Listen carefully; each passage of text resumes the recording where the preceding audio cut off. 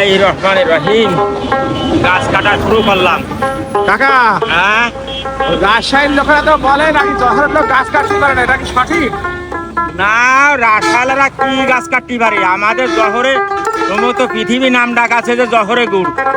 ওরা ওই বাটালিতে নাকি দিয়ে কাটে দেখি। পুরা পাটালিতে কাটে, আমরা এই যে দাও দেই যে এরম করে কাটি, এই যে এরম করে সেটাই কাটি। তো। হ্যাঁ আপনার কানে তো অনেক সুন্দর দেখাচ্ছে, মনে হচ্ছে হ্যাঁ, রস সুন্দর রস। ইনশাআল্লাহ আল্লাহর রহমত। এটা এই যে গাছ কাটিছি, আল্লাহ বহু নিয়ামত মাহিরে খাতিতেছে। নিয়ামত খাইয়ে শুকরিয়া আদায় করতে হবে, আল্লাহকে নামাজ কালা পড়ে আল্লাহকে ডাকতে হবে। হ্যাঁ, এই আমাদের দেশে লোহার গুড়ির আমদানি জহরে সারা জীবন আমি ছোটবেলাতে দেখতেছি অনেক লোহার গুড়ায়। এটা জহরে তো রসের জন্য বিখ্যাত। হ্যাঁ ইনশাল্লাহ,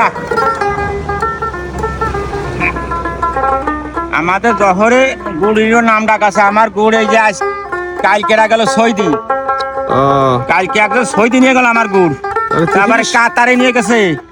এখন এই নারায়ণগঞ্জে এক হুজুর, সে আমাদের সাথে চিল্লাই ছিল, হুম, আবু কালাম আজাদ, হ্যাঁ, বুঝছেন? উনি আর কি বলেছেন যে গুড় ভাড়া। ও।